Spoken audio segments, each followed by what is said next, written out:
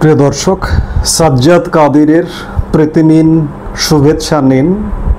আমি এই মুহূর্তে আপনাদের সাথে কথা বলবো জীবনানন্দ দাশের লাইন দিয়ে, যে কি কথা তাহার সাথে তার সাথে, এই প্রসঙ্গটি নিয়ে বা এই লাইনটি দিয়ে আমি এই মুহূর্তে আপনাদের সামনে কথা বলতে এসেছি।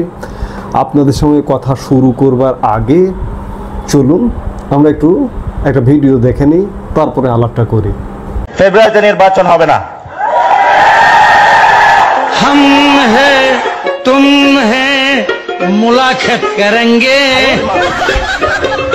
तुम है हम है मुलाकात करेंगे, मुलाकात करेंगे। দর্শক দেখলেন বা শুনলেন যে এনসিপির নেতা নাসির উদ্দিন পাটোয়ারি তিনি বললেন ফেব্রুয়ারিতে নির্বাচন হবে না। ফেব্রুয়ারিতে নির্বাচন প্রতিশ্রুতিবদ্ধ বিএনপির সাথে ডক্টর ইউনূস ঘোষণা দিয়েছেন। ডক্টর ইউনূস তার দপ্তর থেকে চিঠি দিয়েছেন নির্বাচন কমিশনকে ফেব্রুয়ারিতে নির্বাচন আয়োজন করবার জন্য। আবার তার আগে লন্ডন বৈঠকে তারেক রহমানের সাথে যৌথ বিবৃতি ঘোষণা করেছেন। আমি বলেছিলাম না, তফসিল ঘোষিত হলেও নির্বাচন হয়নি বাংলাদেশে। 5টি পর্যন্ত বাংলাদেশের এ যাবৎ যে 12টি নির্বাচন হয়েছে তার মধ্যে 5টি পর্যন্ত তফসিল ঘোষণা করতে হয়েছে।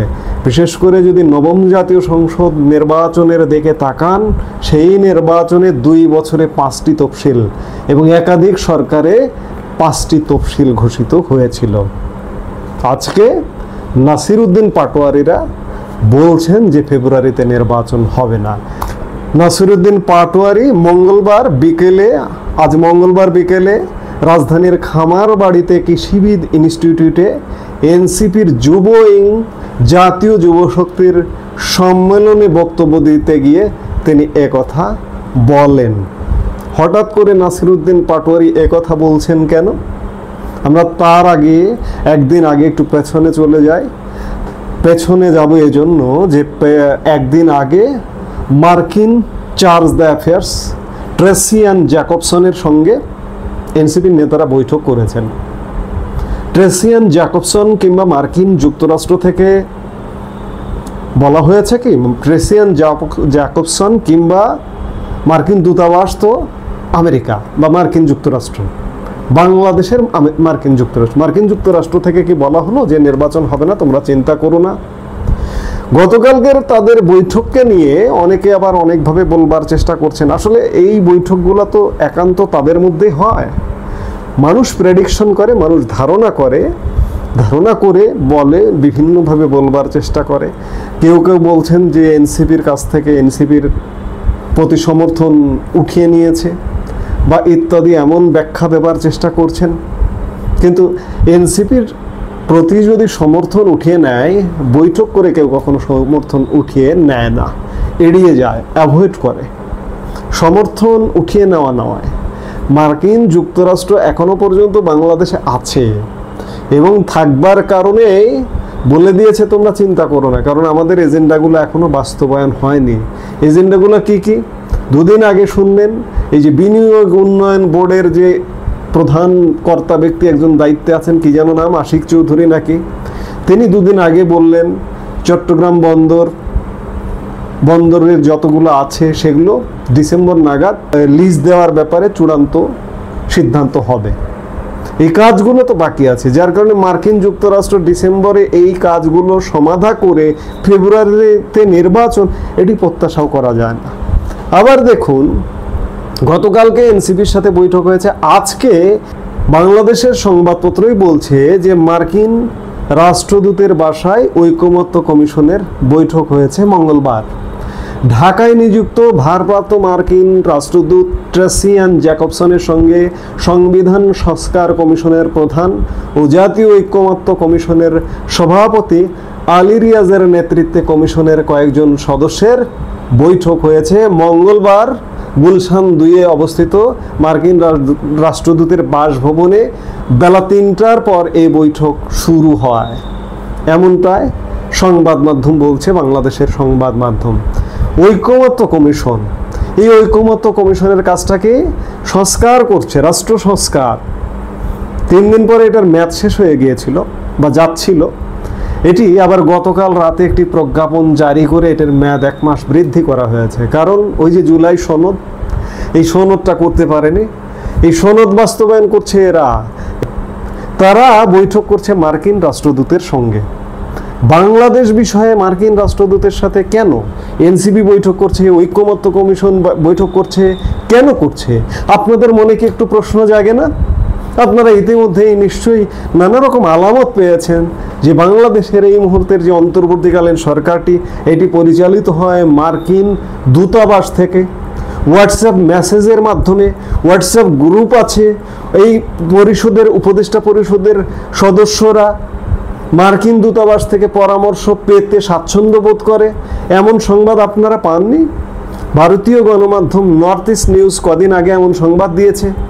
আমি নিজেও, যিনি এই সংবাদটি দিয়েছেন, যিনি এই স্টোরিটি করেছেন, চন্দন নন্দী, তাকে নিয়ে আমরা ইন্টারভিউ করেছি 2 দিন আগে, 3 দিন আগে, গত শনিবার। অর্থাৎ মার্কিন দূতাবাস থেকে আমরা যে একটা কলোনি হয়ে উঠেছি বা উঠছি, এখনো কিছু কাজকর্ম বাকি আছে, কিন্তু ক্রমেই যে আমরা একটা মার্কিন শাসিত কলোনি হয়ে উঠছি, এটি বাংলাদেশের মানুষের আর জানতে কি বাকি আছে, বুঝতে বাকি আছে? আমার মনে হয় না বুঝতে বাকি থাকা উচিত।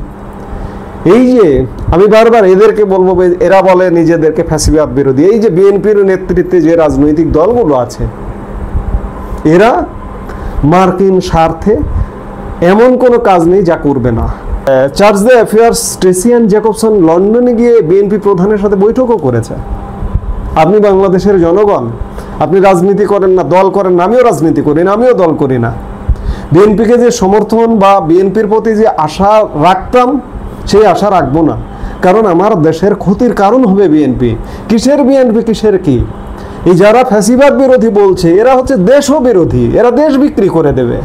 আজকে বাংলাদেশের মানুষকে যারা একটু বোঝেন, যারা জানেন, যারা কথা বলতে জানেন, কথা বলুন। বাংলাদেশের মানুষকে বোঝান, এদের বিরুদ্ধে নামতে হবে, মাঠে নামতে হবে প্রয়োজনে। আওয়ামী লীগ গতকালকে 21 দফা ঘোষণা করেছে।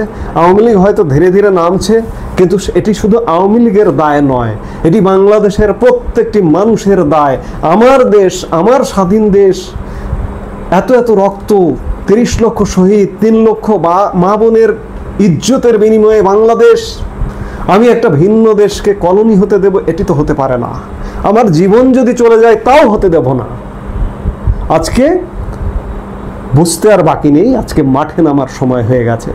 বাংলাদেশের সকল মানুষকে বুঝতে হবে, যারা বোঝেন, যাদের আল্লাহ ন্যূনতম জ্ঞান দিয়েছে, তারা একটু বোঝান, সবাইকে বোঝান, কথা বলুন। নানাভাবে কথা বলার এখন সুযোগ আছে, সোশ্যাল মিডিয়া, ব্যক্তিগত পর্যায়ে বিভিন্নভাবে কথা বলার সুযোগ আছে। মার্কিন কলোনির হাত থেকে বাংলাদেশকে বাঁচাতে হবে। আমি আলাপটা শুরু করেছিলাম কি কথা, তাহার সাথে, তার সাথে, তার সাথে মানে মার্কিন charge d'affaires Tracey Ann জ্যাকবসনের সঙ্গে এটি কথা যে তারা যেভাবে চায় বাংলাদেশটা সেভাবে পরিচালিত হবে। এমনকি এই যে জুলাই সনদ, রাষ্ট্রের কি সংস্কার হবে, এই সংস্কারেরও পরামর্শ, সংস্কারটা কীভাবে হবে, পরামর্শ নেওয়ার জন্যই ঐকমত্য কমিশন বৈঠকে গেছে। কিংবা গতকালকে এনসিপি গেছে, প্রেসক্রিপশন নেওয়ার জন্য গেছে। আর উপদেষ্টা পরিষদের সদস্যরা তো প্রতিদিন হোয়াটসঅ্যাপে মেসেজ নিচ্ছেই। আমার কলোনি হওয়া থেকে বাংলাদেশকে রক্ষা করতে হবে, এর চেয়ে বড় আর কোনো কথা হতে পারে না। এই মুহূর্তে এ পর্যন্তই। সবাই ভালো থাকুন, সুস্থ থাকুন। আমাদের ভিডিওগুলো নিয়মিত পেতে সাবস্ক্রাইব করুন Sajjad Kadir and the legends YouTube channel এবং লাইক, কমেন্ট, শেয়ার করে সাথে থাকুন।